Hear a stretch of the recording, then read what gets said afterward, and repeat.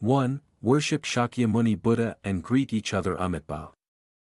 Question: Why in this world, the vast majority worship Shakyamuni Buddha, but when Buddhists meet each other, they greet each other with the Buddha name Amitabha Buddha, but do not recite the name of the original master Shakyamuni Buddha?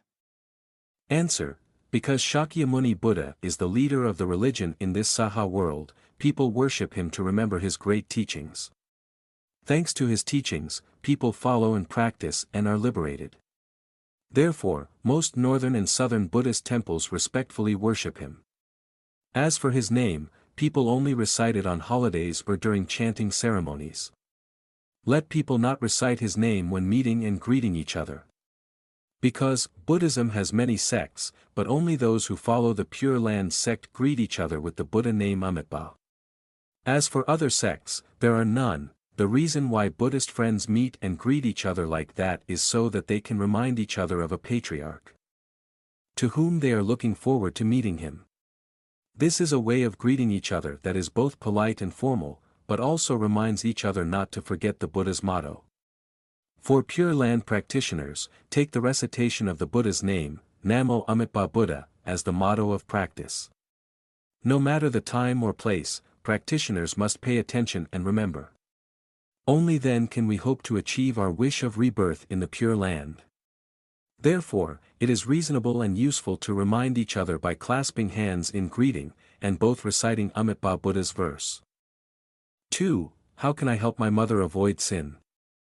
Question: On the days of the 8th resurrection, I asked my child to carry me, but he was unhappy.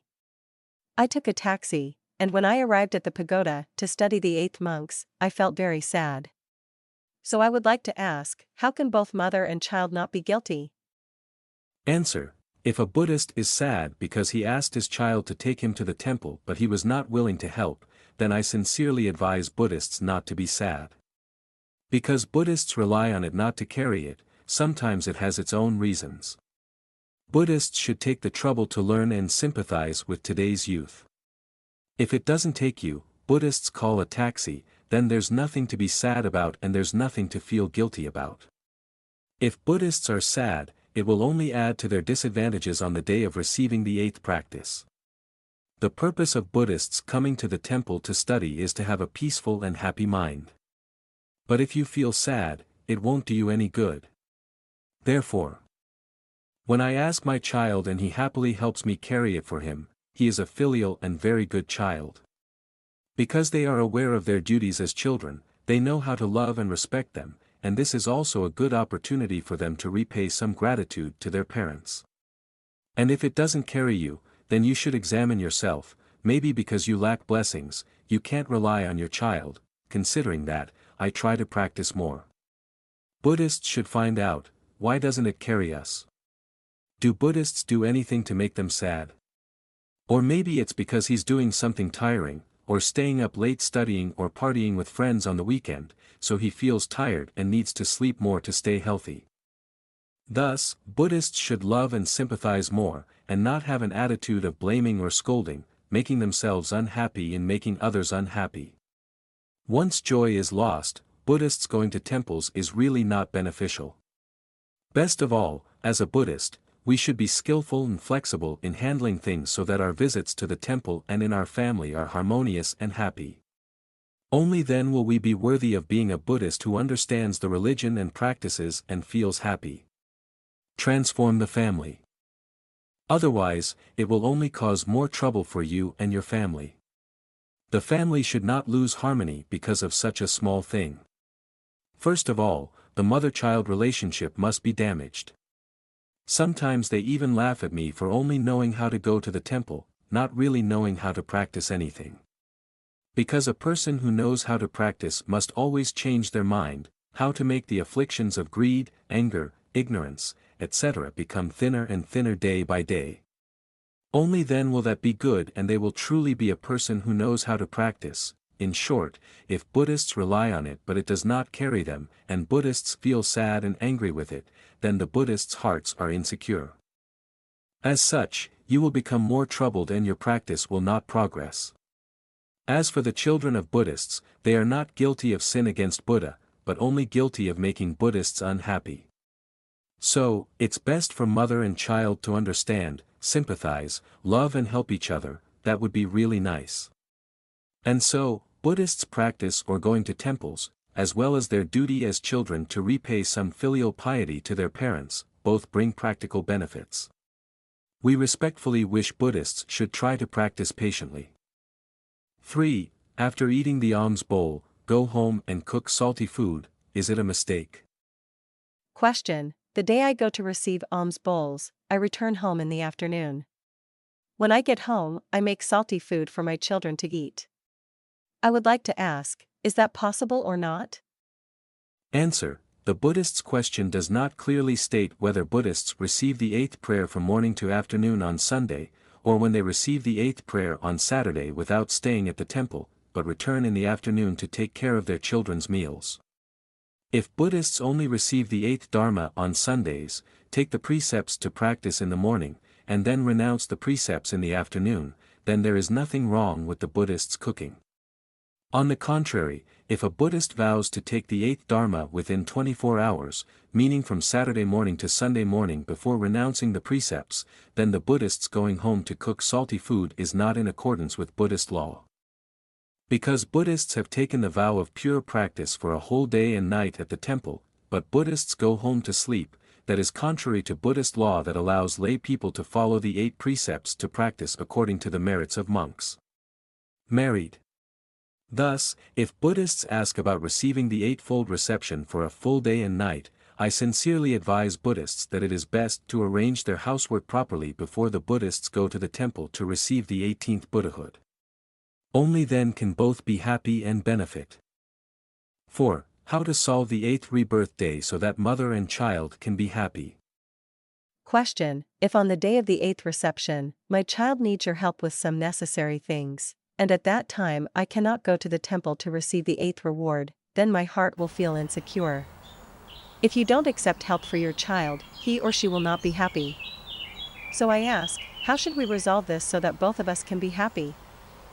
Answer: this is difficult to resolve for both of us to be completely satisfied. Because in life, people often say, no one can catch fish with both hands. If you try to catch him like that, it will end up being a waste of effort and getting nothing. In the above case, we just sincerely advise Buddhists to open their hearts and help their children be happy. Because Buddhists still live at home, of course they still have very close family relationships. If it's just for your own personal benefit, but you don't think about helping others, then that's not the true meaning of practice. Furthermore, that help is to help one's immediate relatives. In practicing at home, Buddhists should try to keep themselves and others in general in the family, in harmony, warm inside and out, that is truly precious and good. On the contrary, if we haven't really cut off the relationship, how can we not feel guilty or sad when we do what we want? Thus, both of them lost their joy.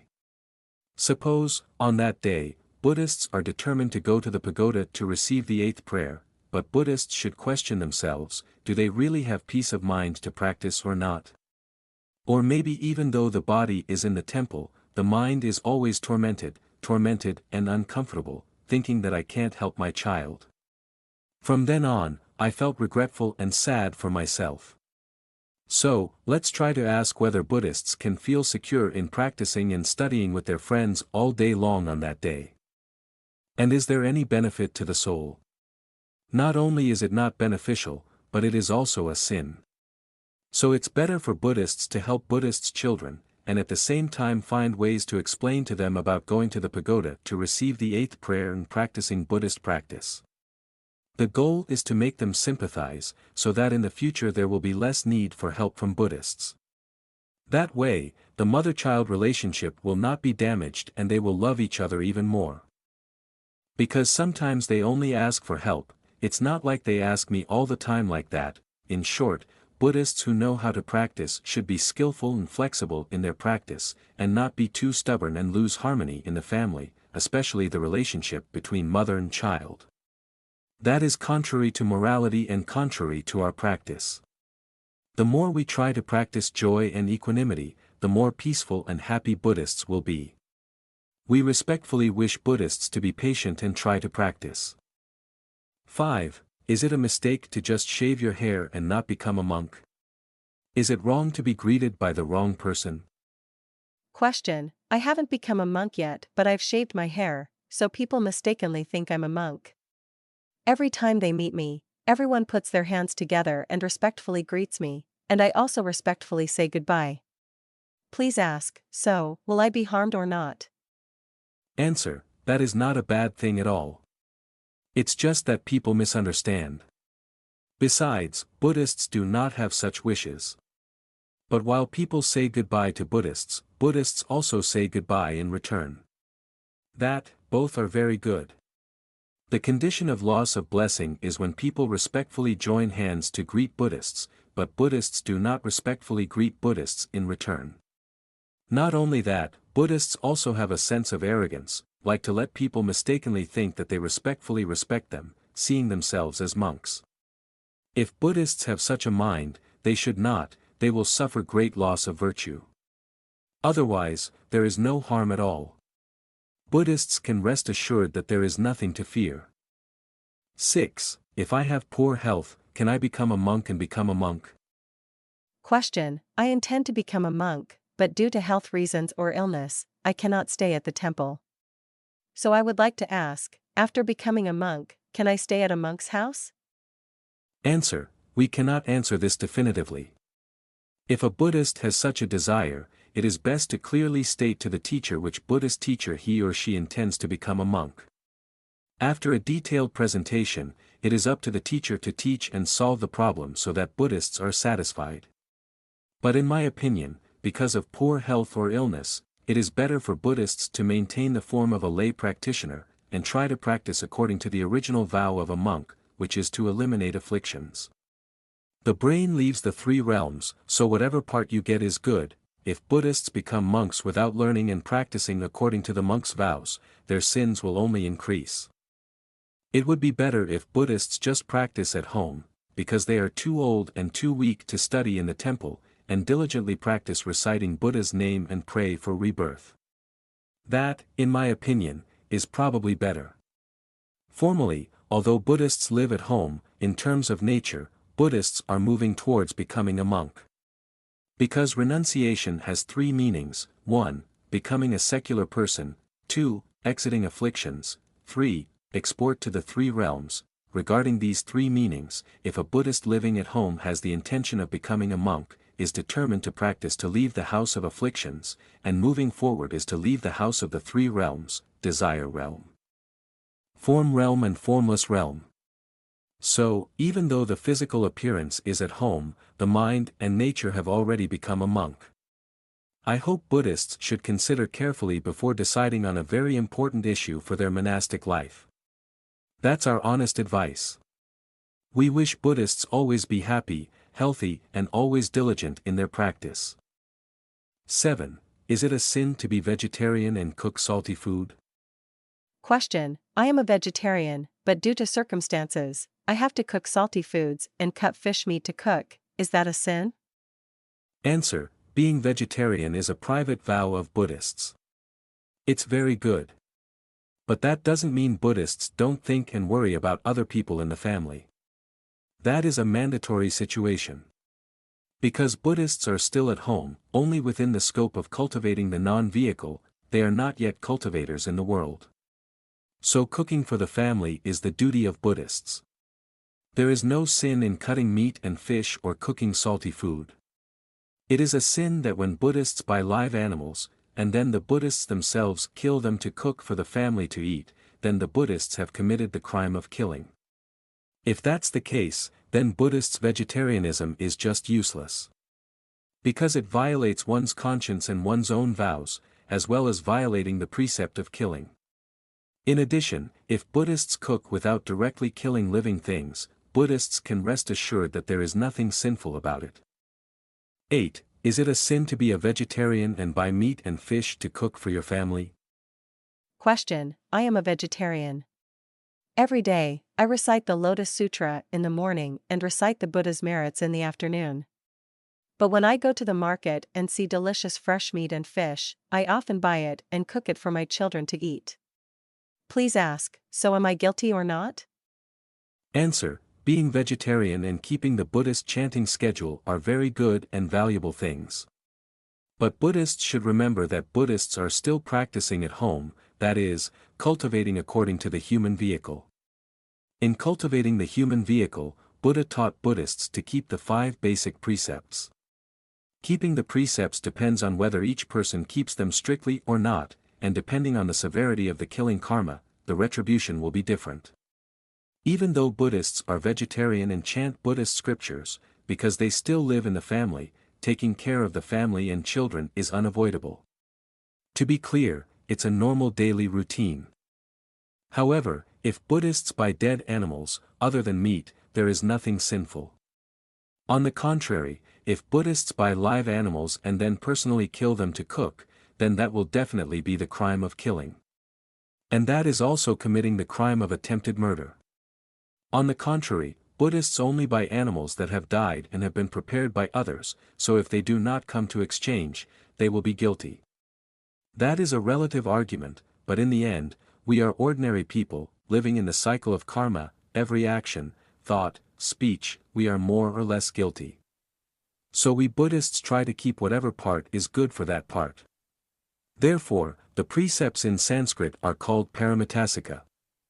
In Chinese they are translated as prajnaparamita. That means liberating each part, each precept. If Buddhists keep any precept, they will escape suffering from that precept. For example, if we keep the precepts of not stealing, our life will not have to fear imprisonment and the next life will be good. 9. Worship Shakyamuni Buddha and recite Amitabha. Question: Why do Buddhists worship Shakyamuni Buddha in the pagoda and main hall, but when they practice, Buddhists recite Amitabha Buddha's name? Answer: Worship Shakyamuni Buddha, because he is the leader of this Saha world. We today know and practice Buddhism, thanks to his preaching and teachings. So we worship him, on the one hand, to remember his teachings, and on the other hand, to follow his example, learn, and follow the things he practiced to achieve enlightenment and liberation. And why do Buddhists recite Amitabha Buddha's name when cultivating? Not all Buddhists recite Amitabha Buddha's name when practicing. The reason why we recite Amitabha Buddha's name is because we are people practicing the Pure Land method. And only those who practice the Pure Land method. The Pure Land Dharma sect takes the recitation of Buddha's name as its main goal. Therefore, Buddha Shakyamuni advised us to try to recite Amitabha Buddha's name. If we sincerely recite his name, not only will our present life be peaceful, but our future will also be peaceful. In addition, we base on Amitabha Buddha's original vow. In every one of his 48 great vows, he wants to lead sentient beings to his kingdom. If there are any sentient beings who sincerely and earnestly remember his name day and night, then when they die, he will release light to guide them to his Pure Land. Therefore, Pure Land practitioners wholeheartedly chant his name to be reborn in the Pure Land. On the contrary, those who practice other methods do not recite his name. It depends on each person's level and interests.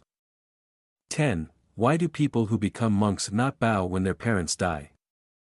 Question: Why do monastics not bow when their parents die, neither when they are shrouded nor when they are burned or buried? So, is it a crime of unfilial piety? Answer: Please tell me right away that there is no crime of filial piety. Because monks, before entering the temple to shave their hair, they ask their parents for permission and receive their consent. And before the ordination ceremony, the child bows 3 times to his parents.